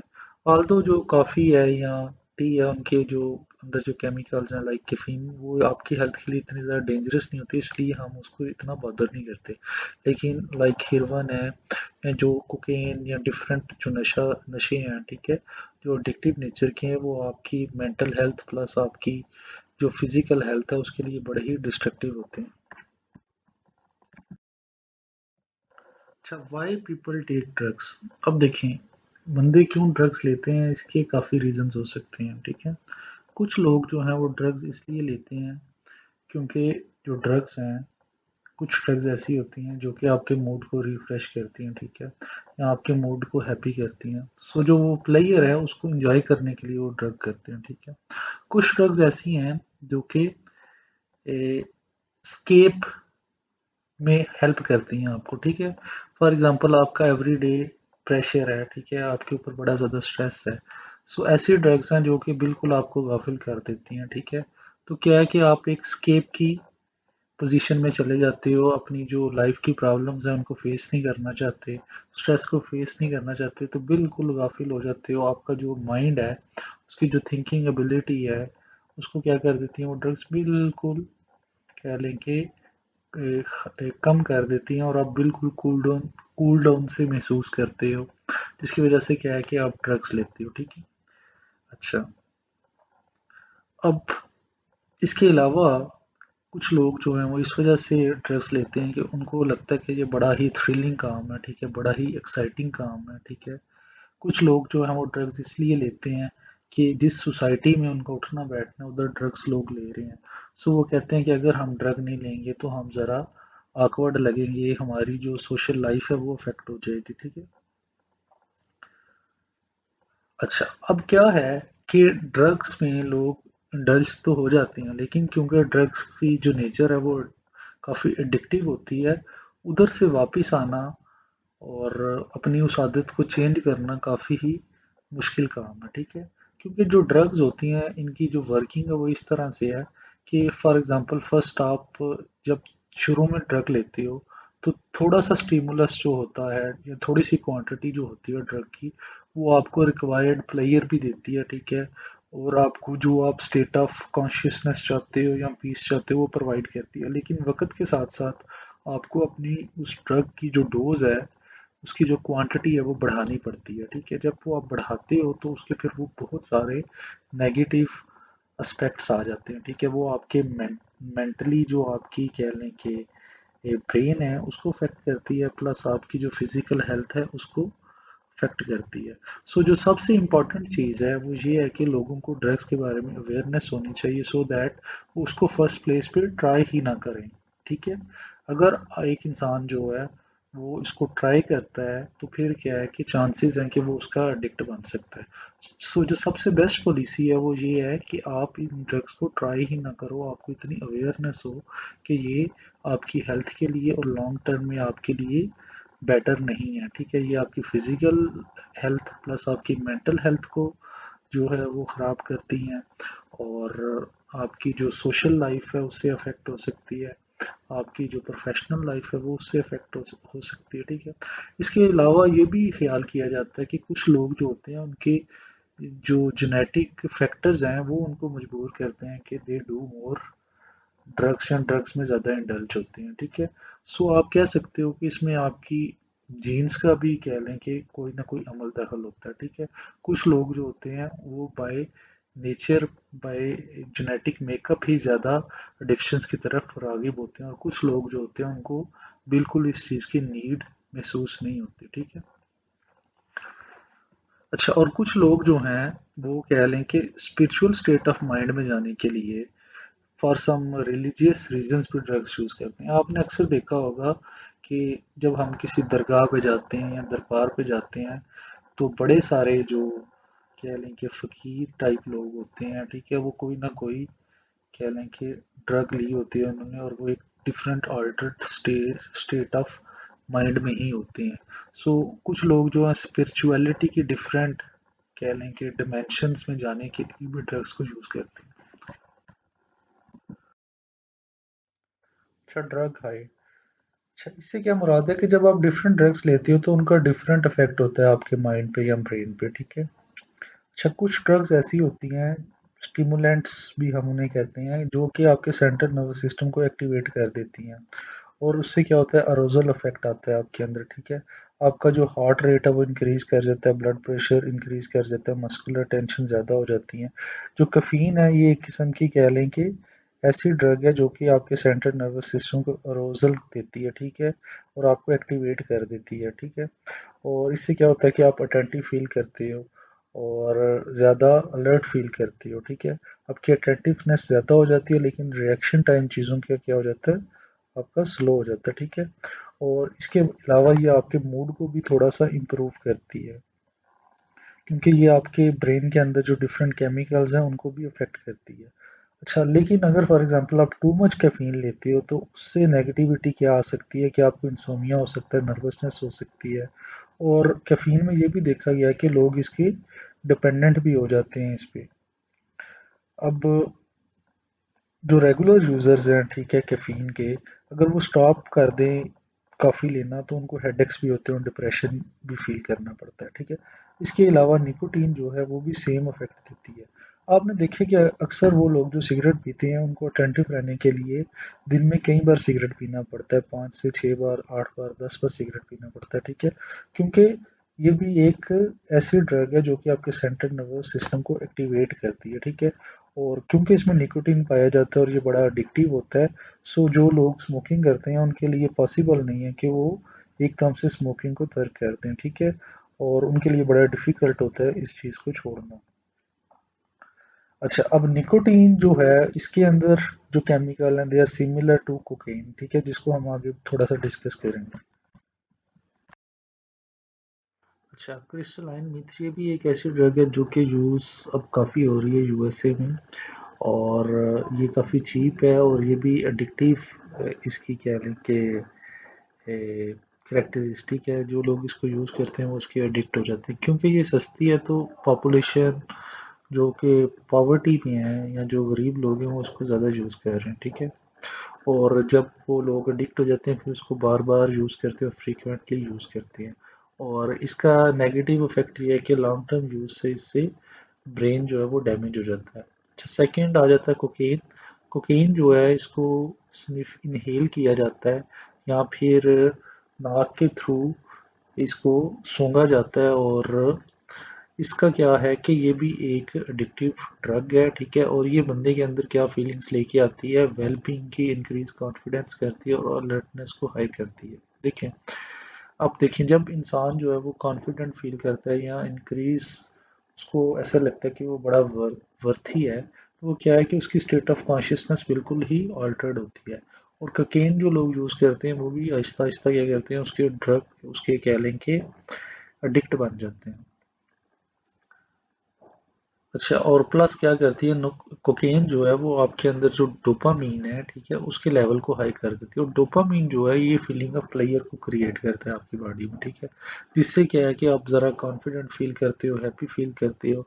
ऐसे लोग जो कि कोकेन के एडिक्ट हो जाते हैं उनकी जो कह लें कि नॉर्मल ज़िंदगी है वो उसमें फिर वो कह लें कि ठीक तरह से परफॉर्म नहीं कर पाते, ठीक है। उनको हर वक्त कोकेन की ज़रूरत होती है, कोकेन की वो डोज लेते हैं तो हैप्पी फील करते हैं, वेल फील करते हैं, कॉन्फिडेंट फील करते हैं, अलर्ट फील करते हैं। और अगर उनको कोकेन की डोज नहीं मिलती तो वो क्या है कि डाउन फील करते हैं और डिप्रेस फील करते हैं। अच्छा, अब एक और कैटेगरी आती है ड्रग्स की जिनको हम डिप्रेशन ड्रग्स कहते हैं।